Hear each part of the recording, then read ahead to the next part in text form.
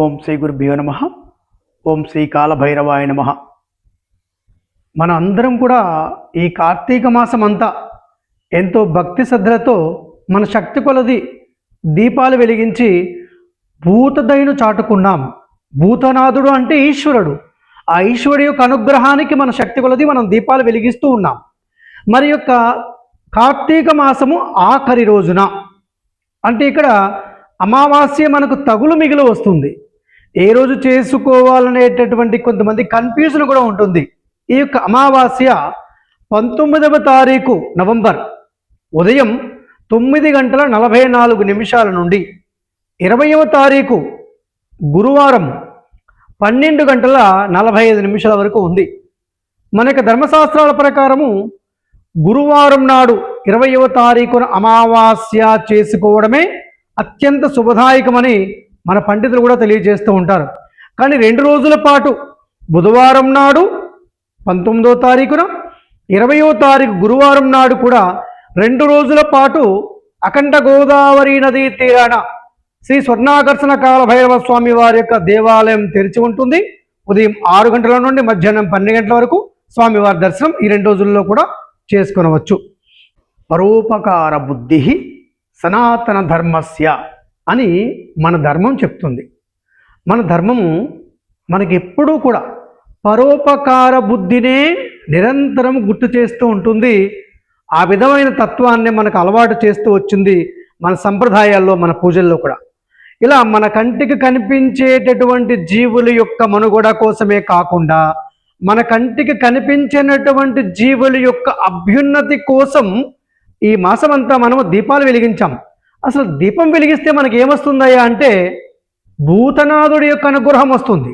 అంటే ఈ యొక్క సృష్టిలో 84 లక్షల జీవరాశులలో మనిషి కేవలం ఒక జీవరాశి.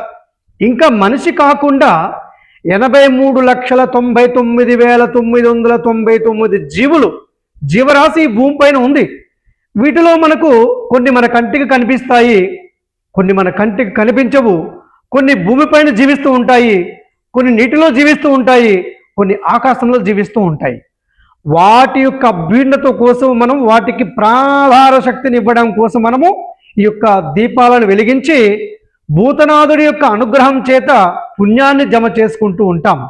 మరి ఈ యొక్క కార్తీక అమావాస్య రోజున ముఖ్యంగా ఏ విధమైనటువంటి పరిహారాన్ని ఆచరించాలి, మరింత అనంతమైనటువంటి పుణ్యాన్ని పొందడానికి, సమస్తమైన కష్టాల నివృత్తి కోసం ఈ యొక్క అమావాస్య రోజున మీ గృహానికి ముందుగా మీ ఇంటి యొక్క సింహద్వారానికి ఒక 5 పసుపు నీటిలో ముంచినటువంటి రావి చెట్టు కొమ్మలను ఇంటి గుమ్మానికి కట్టండి పసుపు దారంతో.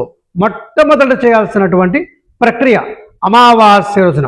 ఒక వారం రోజుల తర్వాత వాటిని తీసి ఎక్కడైనా చెట్టు మొదట్లో కానీ నీటిలో కానీ కలిపేయండి. రెండవది, ఆ రోజు ఉదయాన్ని కానీ లేదా సాయంత్రం కానీ తప్పనిసరిగా మీ ఇంటికి గుమ్మం బయట మాత్రము ఒక 2 ఆకులను వేసి 2 ఆకుల పైన అంటే కుడివైపున ఎడం వైపున గుమ్మానికి ఒక మట్టి ప్రమిదలో తైలాన్ని పోసి 2 వత్తులు, మరొక మట్టి ప్రమిదలో తైలాన్ని పోసి 2 వత్తులు, 2 జ్యోతులను ఒకవైపున వెలిగించి అక్కడ మీరు ఓం త్రయంబకాయ నమః ఆవాహయామి అనుచు ఒక 2 పుష్పాలను, ఓం దామోదరాయ నమః ఆవాహయామి అంటూ ఒకవైపున ఒక దీపానికి ఒక 2 పుష్పాలను సమర్పణ చేయండి. రెండవది. మూడవది, మీ యొక్క పూజా మందిరంలో ఒక ఇత్తడి ప్లేట్లో ఒక తమలపాకును కానీ లేదా ఒక మందారాకును కానీ ఉంచి ఆ యొక్క ఆకు పైన ఒక 100 గ్రాముల దీర్ఘ చతుస్రాకారంలో కానీ ఉండేటటువంటి ఒక బెల్లం ముక్కను తీసుకోండి. ఒక రౌండ్గా ఉన్నటువంటి బెల్లం కుందైనా పర్వాలేదు, కనీసం 100 గ్రాములు ఉంటే సరిపోతుంది. ఆ యొక్క బెల్లానికి ఒక గుంతలాగా మధ్యలో మీరు కొద్దిగా గుంతలాగా చేయండి. చేసి ఆ లోపల కాస్త పసుపు అద్దండి. ఆ యొక్క గుంతలో లోపల శుద్ధమైనటువంటి ఆవు నెయ్యి కానీ నువ్వుల నూనె కానీ వేసి 2 సన్నని వత్తులను ఆ యొక్క బెల్లం మధ్యన మీరు ఆవు నెయ్యి పోసినటువంటి ఆ గుంతలో మీరు 2 వత్తులను వేసి 2 వత్తులను వేయండి. 2 జ్యోతులను వెలిగించండి. వెలిగించి అక్కడ ఆ యొక్క రెండు జ్యోతుల దగ్గర మీరు స్వామివారిని ఓం దామోదరాయ నమః ఆవాహయామి, ఓం త్రయంబకాయ నమః ఆవాహయామి అని దామోదరుణ్ణి త్రయంబకేశ్వరుణ్ణి కూడా ఆవాహన చేయండి. ఆవాహన చేసి అక్కడ దామోదరుడికి సంబంధించి 5 ఉపచారాలు, పంచోపచార పూజ, త్రయంబకుడికి సంబంధించి త్రయంబకేశ్వరుడికి సంబంధించి 5 పంచోపచార పూజలు, గంధం, పుష్పం, ధూపం, మరొక చిన్న ఆవు నెయ్యి దీపం, ఏదైనా ఫలాన్ని నైవేద్యంగా సమర్పణ చేయండి. అక్కడ కూర్చొని మీరు ఆ దీపాల చెంత మీరు ప్రశాంతంగా కూర్చొని జపమాల ఉంటే జపమాల, ఒకవేళ జపమాల లేకుంటే కరమాలతోనైనా సరే మీరు ఒక సమయం పెట్టుకొని ఆ సమయం ప్రకారము లక్ష్మీ కుబేర స్వర్ణాకర్షణ భైరవ మంత్రము ఓం నమో భగవతే స్వర్ణాకర్షణ భైరవాయ ధనధాన్య వృద్ధికరాయ శీఘ్రం ధనం ధాన్యం స్వర్ణం దేహి దేహి వస్య వస్య కురు కురు స్వాహ.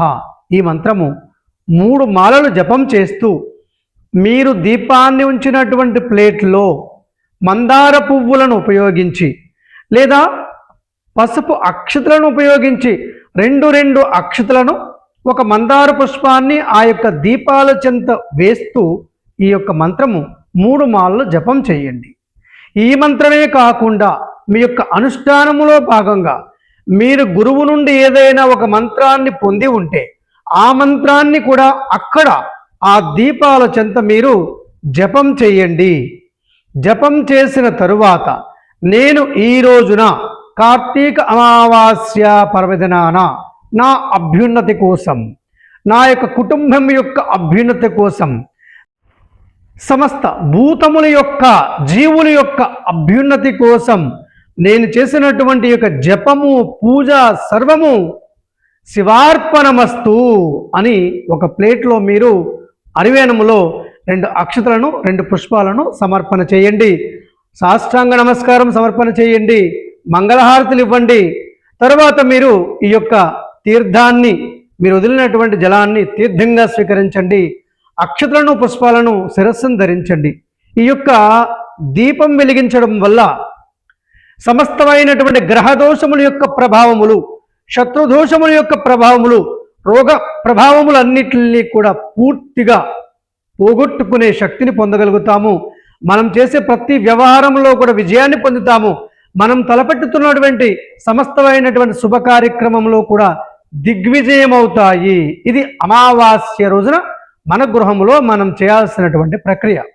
దీపం నిధనమైన తర్వాత ఆ బెల్లాన్ని ఆకుతో పాటుగా తీసుకుని వెళ్ళి ఎక్కడైనా సరే చెట్టు మొదట్లో, మీకు పెద్ద పెద్ద వృక్షాలు కనిపిస్తాయి, చెట్టు మొదట్లో ఆ బెల్లాన్ని ఉంచండి.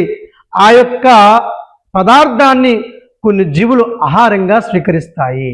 ఒకవేళ మీకు చెట్లు లేకుంటే నీటిలోనైనా సరే కలిపేయడానికి ప్రయత్నం చేయండి. ఈ విధంగా అమావాస్య రోజున ఈ యొక్క పరిహారాన్ని ఆచరించండి.